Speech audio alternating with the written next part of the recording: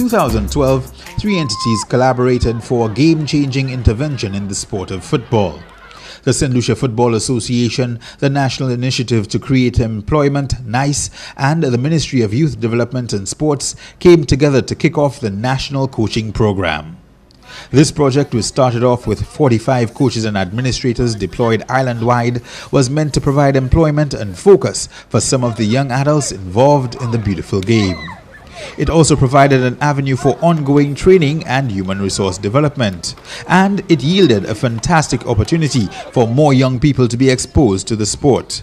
For at least one of the three partners, the vision for the program had been in place long before. The Football Association has had a blueprint for community coaching in place at least since 2008. Once the chance came to realize its plans, the SLFA acted quickly and decisively. We always have a concept where we want to make a big investment in youth development. But the difficulty for us then, probably about 8 years ago, was to try to get persons at the base of the game to teach the kids. And we recognized doing it on a voluntary basis was not paying us the dividends. So when the initiative started about the creation of employment, we wrote a proposal to the NICE office because it's a structure we already had. So it's just very easy for us to have just put our thoughts together and give it up. When we first started, we were approached by the Ministry of Sports to explore ways in which we can engage the various coaches that we had around the country in some kind of educational program under the NICE initiative that would engage the young persons in the community during school and even after school. What those coaches is supposed to do, both before and now, is to teach the kids 6 to 14, 6 to 13 at the schools to play football, just to allow them to love the game.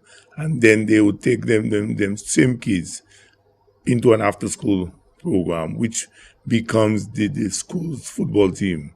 And then they would take those same kids and take them into the community program on a Saturday, which would become our youth program or an academy for some private club.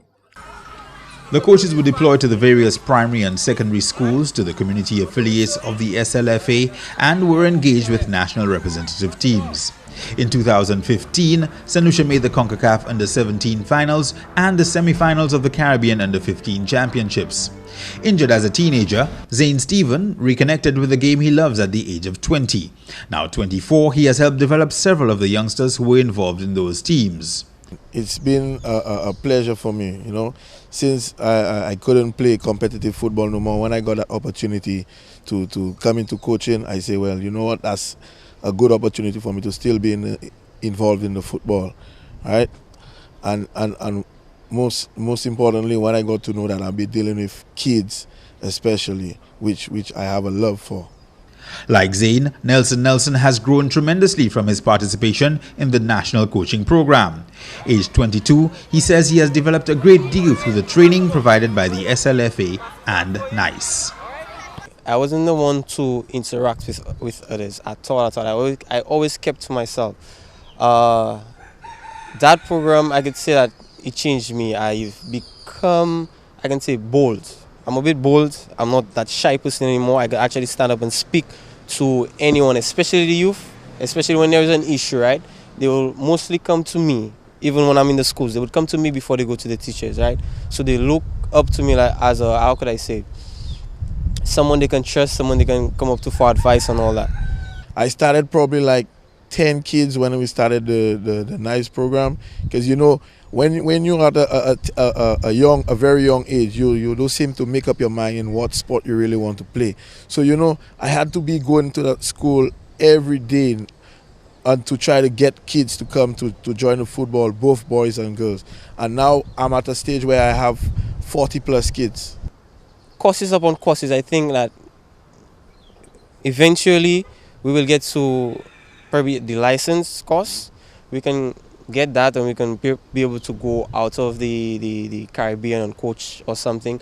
But for me, I just want to see the development in the youth, to get them out of the ghetto, to get them out of the violence. That's what I want to see. I just want to see development in them whereby they can even represent their country. Similar stories are told across the length and breadth of the island, leading to increasing numbers of children being attracted to the game. But nowhere has the program's impact been seen more clearly than in the number of schools and athletes taking part in the inaugural Inter-Schools Girls Football Competition in 2015. In addition to the 24 schools which contested boys football in the under-15 and under-19 divisions, an encouraging total of 18 schools registered for the 7-a-side girls tournament.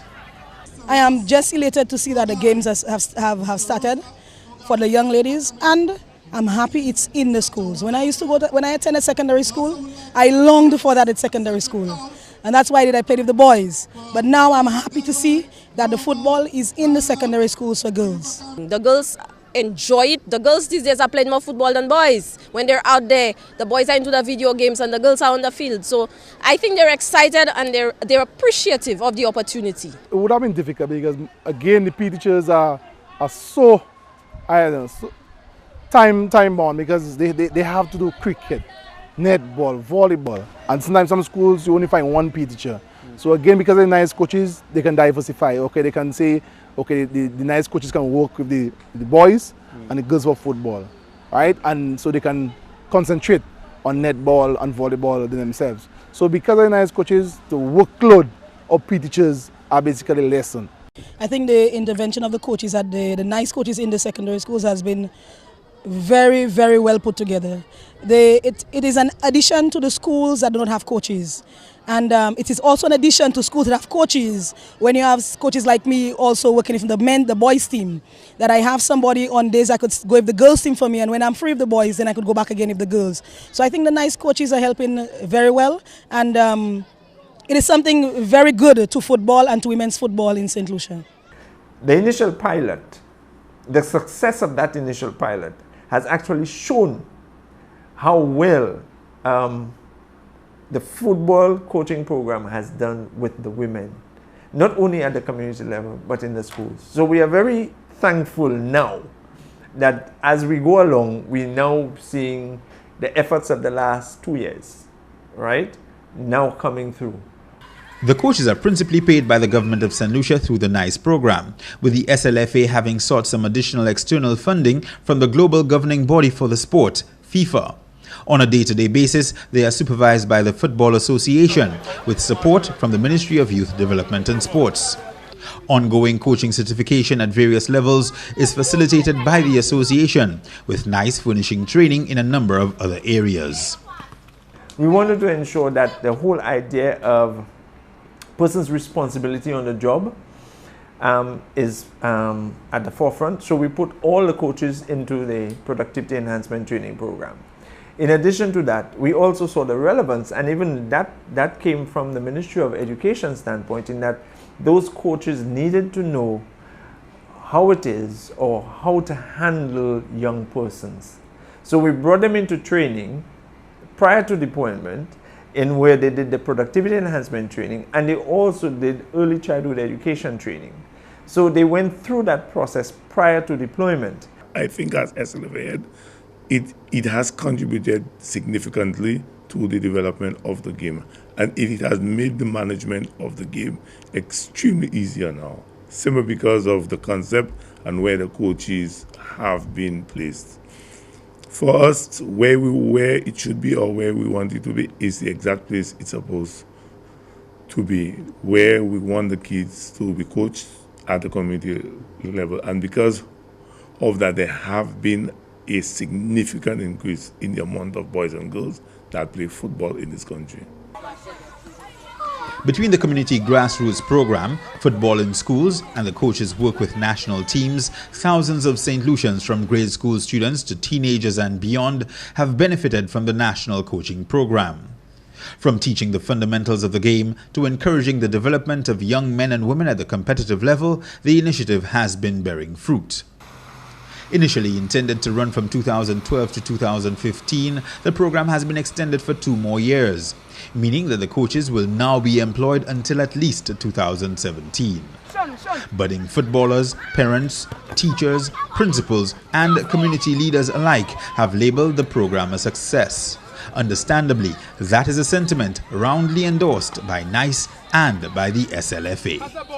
It is one of the desires of the SLFA, and it is part of the overall plan between the NICE office and the SLFA to see if we could get more outside private sector investment within the program. Because it has paid off, Terry, and it will continue to pay off.